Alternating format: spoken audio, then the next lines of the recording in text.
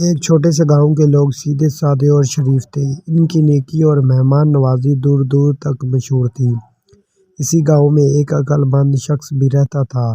لوگ اس کی نصیحتیں سن تو لیتے تھے لیکن ان پر عمل نہیں کرتے تھے۔ ایک ٹھگ نے ان کے متعلق سنا تو وہ اسی گاؤں میں بڑا بری حالت میں پہنچا اور لوگوں کو اپنی لوٹ جانے کی جھوٹی داستان سنائی۔ ان لوگوں نے ہمدردی کرتے ہوئے اس کی خوب آؤ بھگت کی اور رہنے کو ایک مکان میں انتظام کر دیا۔ کچھ دن گزر گئے تو ٹھگ نے گاؤں والوں سے کہا، مجھے ایک کلہاڑی دے دیجیے، میں لکڑیاں کاٹ کر اپنا گزارا کروں گا۔ مجھے یہ اچھا نہیں لگتا کہ آپ لوگوں پر بوجھ بنا رہوں۔ لوگ خوشی سے راضی ہو گئے اور اسے ایک کلہاڑی دے دی۔ وہ کلہاڑی لے کر جنگل کی طرف چل دیا۔ سارا دن وہاں ایک درخت کے نیچے بیٹھا رہا اور شام کو کلہاڑی لیے خالی ہاتھ واپس آ گیا۔ لوگ بڑے حیران ہوئے اور پوچھنے لگے کہ خالی ہاتھ کیوں لوٹ آئے؟ کیا کوئی خشک درخت نہیں ملا؟ ٹھگ کہنے لگا کہ درخت تو کئی تھے لیکن جب میں ایک درخت کاٹنے لگا تو اس درخت نے مجھ سے کہا، مجھے نہ کاٹو، میں تمہیں بہت مال دوں گا۔ میں رضامند ہو گیا۔ تو درخت نے مجھے یہ ترکیب بتائی کہ اگر تم میرے کھوکھلے تنے کے ساتھ کچھ رقم رکھ دیا کرو تو صبح تمہاری رقم دگنی ہو جایا کرے گی۔ میں سارا دن وہاں بیٹھا رہا، اس پر غور کرتا رہا کہ جب تک آزما نہ لیا جائے درخت کے سچ یا جھوٹ کے متعلق کچھ نہیں کہا جا سکتا۔ لوگوں نے اپنی عادت کے مطابق اس پر یقین کر لیا۔ انہوں نے اس سے پوچھا، آزمایا کیوں نہیں؟ ٹھگ کہنے لگا، یہ تو آپ سب جانتے کہ میں ایک لوٹا ہوا مسافر ہوں، بھلا میرے پاس رقم کہاں؟ آپ لوگ چونکہ میرے محسن ہیں اس لیے آپ کو یہ ترکیب بتا رہا ہوں تاکہ آپ کے احسانات کا بدلہ کچھ تو اتار سکوں۔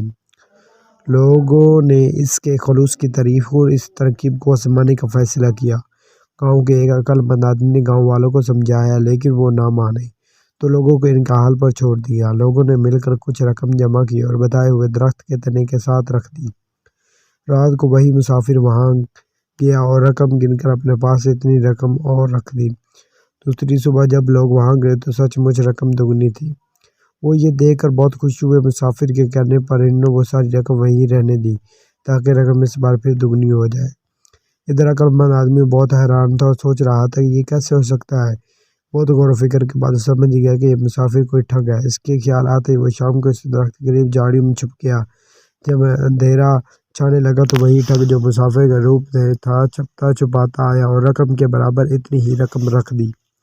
عقل مند آدمی یہ دیکھ کر دل ہی دل میں خوب ہنسا۔ ٹھگ کی واپسی کے بعد وہ بھی تیز تیز قدموں سے گھر آ گیا۔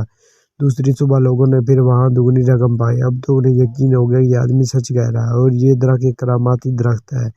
ٹھگ نے ان سے کہا، اگر آپ لوگ یہاں بہت سی رقم رکھ دیں تو دنیا کے بہت امیر انسان بن سکتے ہیں۔ لوگ لالچ میں آ گئے اور شام تک پورے گاؤں کی دولت وہاں ڈھیر ہو گئی۔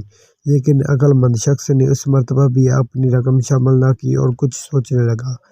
شام کے سائے ڈھلتے ہی عقل مند آدمی وہاں پہنچ گیا اور جلدی جلدی ساری رقم بوری میں بھر کر ایک نالے کے پاس چھپا دی۔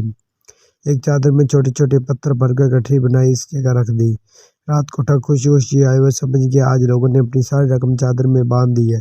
اس نے گٹھری اٹھائی اور وہاں سے چل دیا۔ ادھر عقل مند شخص کو جب یہ یقین ہو گیا کہ وہ دھوکے باز نہیں آئے گا تو وہ بھی گھر واپس لوٹ آیا۔ دوسری صبح جب لوگ خوشی خوشی وہاں پہنچے تو رقم وہاں سے غائب تھی۔ سب اپنے سر پیٹ کر رہ گئے۔ وہ ٹھگ کے ٹھکانے پر آئے لیکن وہ وہاں بھی نہیں تھا۔ شام تک وہ اسے ڈھونڈتے رہے لیکن وہ نہ ملا۔ ادھر ٹھگ ساری رات مسلسل چلتا رہا تاکہ گاؤں والوں کی پہنچ سے دور جائے۔ کافی دور جا کر ایک جگہ رک کر جب اس نے گٹھری کھولی تو دیکھا اس میں رقم کی بجائے پتھر ہے۔ وہ بڑا سٹپٹایا۔ اسے اندازہ ہو گیا عقل مند شخص کو کسی نہ کسی طرح اس کی ٹھگی کا اندازہ ہو گیا۔ اس نے موقع سے فائدہ اٹھا لیا مگر اب وہ واپس جاتا تو وہ لوگ اس کی بات پر یقین کرنے کی بجائے خوب مرمت کرتے، لہٰذا اس نے بھاگ جانا ہی میں عافیت سمجھی۔ ادھر گاؤں میں جب لوگ کافی پریشان ہو چکے تو وہ عقل مند آدمی نے انہیں سارا واقعہ بتایا اور ان کی رقمیں وہ بھی انہیں واپس کر دی جو دگنی ہو گئی تھیں۔ لوگ بہت خوش ہوئے۔ اس کے بعد وہ اس کی نہ صرف عزت کرنے لگے بلکہ ہر کام کے مشورے سے کرنے لگے۔ ٹھگ جو کہ اس گاؤں کے لوگوں کو لوٹنے آیا تھا خود لوٹ گیا۔